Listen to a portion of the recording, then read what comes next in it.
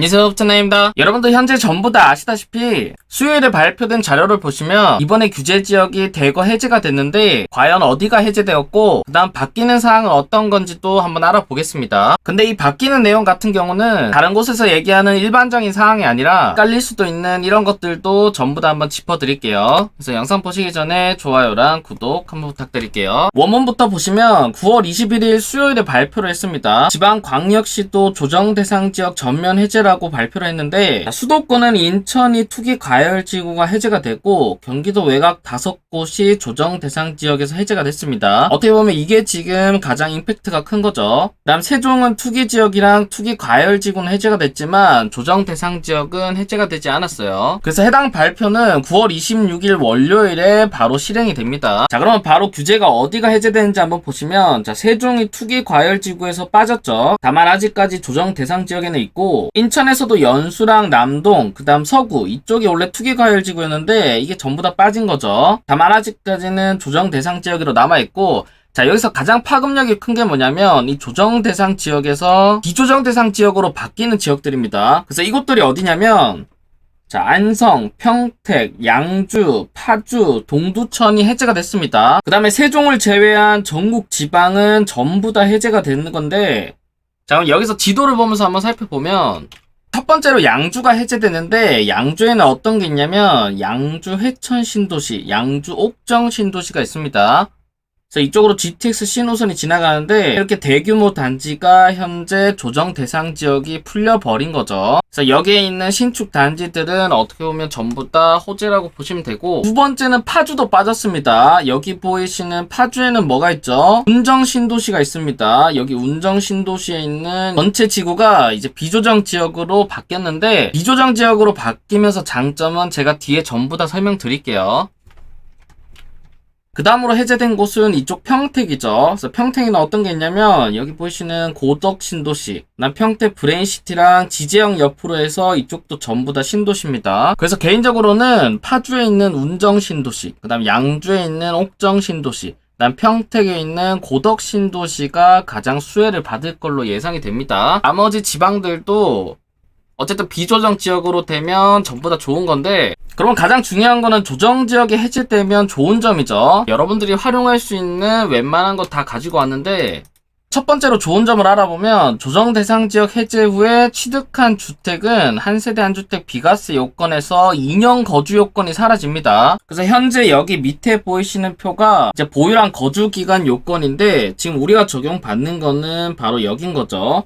취득 당시에 조정 대상 지역 외가 돼버리면 2년 이상 보유만 하면 여러분들이 비과세를 받을 수 있습니다. 비과세는 세법에서 가장 강력한 절세 방법이죠. 세금이 빵원인 방법입니다. 그 다음 두 번째는 조정 대상 지역 해제 후 신규 주택 취득할 경우에 여러분들이 일시적 2주택 기간은 얼마가 되냐면 3년이 적용됩니다. 기존 주택이랑 새로 취득하는 주택이 어딘지가 중요해요. 만약 둘 다 조정 지역이라면 2022년 5월 10일 이후에 양도분 같은 경우는 기존 주택을 2년 이내 매도하고 기존의 신규 주택 1년 이내 전입이 있었는데 이건 폐지가 됐죠. 그래서 결론적으로 기존 주택 2년 이내 매도하면 되는데 자, 지금 만약 이렇게 조정 대상 지역이 해제돼 버리면 내가 기존의 주택을 가지고 있었던 것도 갑자기 비조정으로 바뀌죠. 그래서 여기서 어느 것 하나라도 비조정이 껴있으면 자, 신규 주택 취득 후 기준 주택 3년 이내만 매도하면 양도세 비과세가 가능합니다. 이 점을 참고해 보시면 되고 세 번째로는 다주택자 양도세 중과가 적용이 안 됩니다. 현재 다주택자 양도세 중과 같은 경우는 1년 동안 한시적으로 배제가 됐죠. 여기 밑에 법령을 보시면 보유기간 2년 이상인 주택을 2023년 5월 9일까지 양도하는 분에 대해서 양도 중과 제외를 포함을 했는데 우리는 애초에 조정 대상 지역이 해제가 돼버린 거죠. 그렇기 때문에 해제가 돼버리면 여기 같은 경우는 나중에 양도를 해도 어쨌든 중과 적용이 안 됩니다. 그래서 아까 말씀드린 3개 신도시, 그 다음 이번에 해제되는 지방에 집을 가지고 계신 분들은 다주택자 양도세 중과랑 상관이 없는 거죠. 그 다음 5번째 대출인데 자, 투기 가열지구랑 조정 대상 지역 대출 기준은 이러합니다. 근데 비조정 지역으로 바뀌는 순간 LTV가 70%까지 늘어나는 거죠. 그 다음 DTI도 60%까지 늘어나기 때문에 어쨌든 대출 한도가 늘어난다라고 보시면 될 것 같아요. 그 다음 또 좋은 게 뭐냐면 자금 조달 계획서입니다. 이거 쓰느라 머리 아프셨죠? 비규제 지역으로 바뀌는 순간 6억 이상 되는 주택만 자금 조달 계획서를 제출하고 그 이하는 애초에 자금 조달 계획서가 없습니다. 이 점도 참고하시면 좋을 것 같아요. 그 다음은 청약 파트인데 제가 생각했을 때 청약으로 가장 장점인 거는 뭐냐면 바로 이 재당첨 제한이 없다라는 겁니다. 자, 이게 무슨 의미냐면 여러분들이 만약 최근에 어디 당첨된 경우는 여러분들 재당첨 제한이 아마 걸려 있을 겁니다. 길면 10년 정도가 걸려 있는데 이렇게 10년이 걸려 있는 경우라도 여러분들은 비조정 지역에 가서 바로 청약이 당첨 가능합니다. 자, 아까 제가 말씀드린 운정신도시, 양주 옥정신도시, 그 다음 평택 고덕신도시에 가셔서 다시 청약이 당첨이 가능한 겁니다. 이거는 정말 큰 혜택인데 여기에 더불어서 또 뭐까지 할 수 있죠? 비조정 지역은 세대원도 전부 다 청약을 넣을 수 있습니다. 조정 지역 같은 경우는 세대주만 가능했죠. 근데 세대원까지 가능하다 보니까 만약 내 집이 4인 가족이다 라고 한다면 내가 앞으로 나올 운정신도시 청약을 노려야겠다. 운정신도시는 현재 메인 입지만 남아 있습니다. 그래서 여기 청약을 노려보겠다 라고 한다면 파주로 가셔서 이쪽에 청약을 넣으시면 됩니다. 기존에 재당첨 제한 있으셔도 상관이 없어요. 청약 통장 1년만 지나면 가능합니다. 그래서 이거는 정말 큰 장점이고 지금부터 여러분들이 헷갈릴 만한 내용들에 대해서 한번 답변 드려볼게요. 조정 대상 지역일 때 분양권에 당첨이 되고 완공 시점에 조정 대상 지역이 풀릴 경우에 여러분들의 비과세 요건은 어떻게 되냐면 여기에 속하는 곳들이 지금 어떤 곳들이겠죠? 아까 전에 말씀드린 운정신도시, 옥정, 고덕신도시에 최근에 청약 당첨되신 분들 전부 다 적용이 되는 거죠. 그래서 아마 이거 궁금해 하실 것 같은데 기준을 말씀드리면 주택이 되었을 때 기준입니다. 즉 현재 분양권 같은 경우는 주택이 아니죠. 그럼 언제 주택이 되냐면 내가 이 집을 잔금을 치를 때 비로소 주택이 됩니다. 여기가 완공되고 잔금 치를 때 비조정 지역이면 2년 거주 요건 필요 없습니다.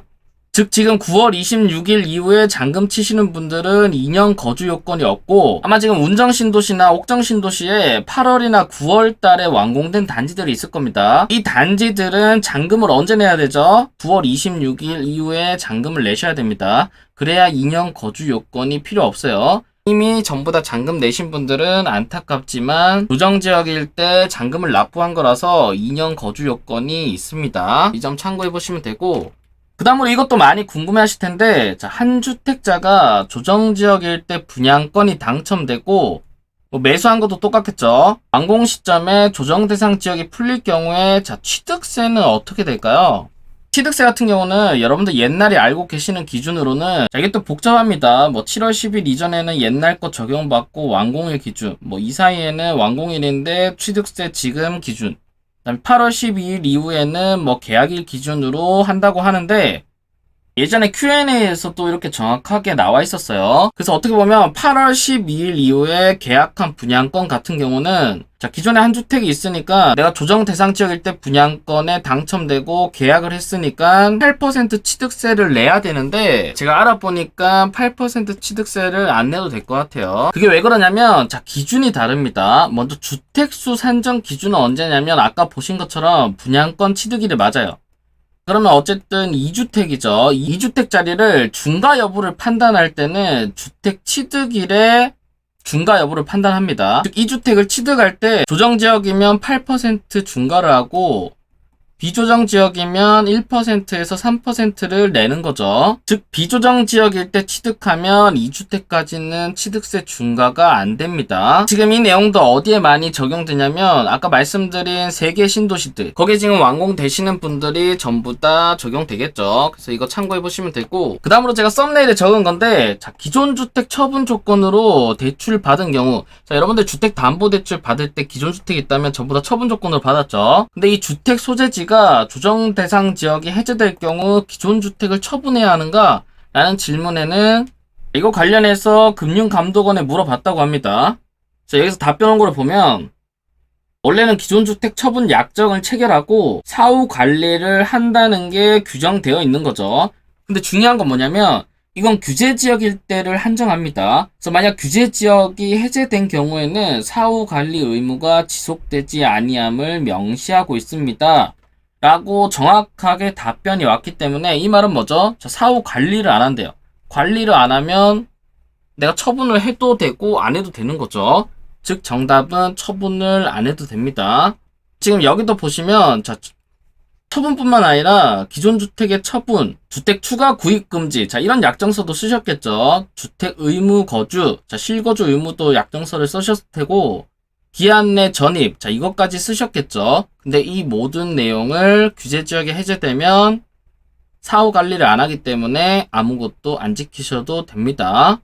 그래서 여러분들은 기존 주택 처분할 필요도 없고 추가 주택을 구입하셔도 되고 주택 의무 거주 필요 없고 전입을 안 하셔도 되는 거죠. 근데 이거 같은 경우는 정확한 사항은 은행에 한 번 더 문의해 보시면 좋을 것 같고, 그 다음으로 설명드린 내용은 제가 이것저것 생각하다가 나온 아이디어입니다. 그게 뭐냐면 조정 대상 지역이랑 비조정 대상 지역의 가장 큰 차이점은 개인적으로 이 비과세 2년 거주 요건이라고 생각합니다. 기존에 지금 조정 대상 지역, 그러니까 지금 풀린 지역들이죠. 이곳에 집을 가지고 계신 분들은 이게 다시 비조정 지역으로 왔기 때문에 할 수 있는 방법이 뭐냐면 리셋을 할 수가 있는 거죠. 그럼 어떻게 리셋을 하냐면 첫 번째 조건입니다. 내가 한 주택을 가지고 있는데 나는 이 주택을 팔 생각이 없어요. 그냥 계속 오래 가지고 갈 거다. 한마디로 내가 어떤 아파트를 가지고 있어요. 이 아파트를 가지고 있는데 난 여기가 살기가 너무 좋아서 여기를 계속 가져갈 거다 라고 하시는 분들은 어떻게 하면 되냐면, 먼저 이분은 A 조정 대상 지역에 집 한 채를 가지고 있어요. 그리고 현재는 그냥 전세 살고 계신다고 합니다. 여기에 또 세입자가 들어와 있는 거죠. 이렇게 세팅해 놓으신 분들은 여기를 비과세 받으려면 어떻게 해야겠죠? 여기 2년 거주를 해야 되니까 나중에 여기를 들어가셔야 됩니다. 사실상 투자로 여기를 사두신 분들은 2년 실거주가 쉽지 않겠죠? 그럼 이럴 때 어떻게 하냐면 조정 대상 지역이 해제가 됐습니다. 그러면 지금 이 A 집을 팝니다. 매도를 하는데 매도를 하면 뭘 내야 되죠? 지금 가격이 올라왔다면 그것만큼의 양도세를 내겠죠. 세율은 일반 과세로 들어갈 겁니다. 그 뒤에 어떤 걸 하면 되냐면 다시 여기 단지에 다른 동호수를 매수를 하는 거죠. 그러면 어떻게 되죠? 기존엔 조정지역이었는데 이거 잘못 적었죠. 비조정으로 바뀌는 거죠. 한마디로 저는 비조정으로 새로 취득하는 겁니다. 그렇게 되면 어떤 비용이 추가가 되냐면 취득세 1%에서 3%를 내게 되겠죠. 그리고 나는 어떤 걸 얻을 수 있냐면 2년만 보유해도 비과세라는 조건을 얻게 됩니다. 한마디로 취득세를 내어주고 비과세를 얻는 방법이죠. 약간 살을 내주고 뼈를 치하는 방법 같은데 어쨌든 이것도 참고해보시면 될 것 같아요. 그다음 두 번째 방법인데, 나는 2주택을 가지고 있는데 오래 가지고 갈 거다 라고 하시는 분들, 근데 또 조건이 하나 붙습니다. 새로 취득한 주택이 2년이 안 지났을 때, 이런 분들은 어떻게 할 수 있냐면 내가 기존에 가지고 있던 A주택도 조정 대상 지역이고 B주택도 조정 대상 지역입니다. 근데 둘 다 팔 생각이 없어서 취득세 8% 중과세로 냈겠죠. 근데 조건이 뭐냐면 이 B주택은 지금 매수한 지 2년이 안 지난 상태입니다. 근데 갑자기 지금처럼 조정 대상 지역이 둘 다 해제가 됐어요.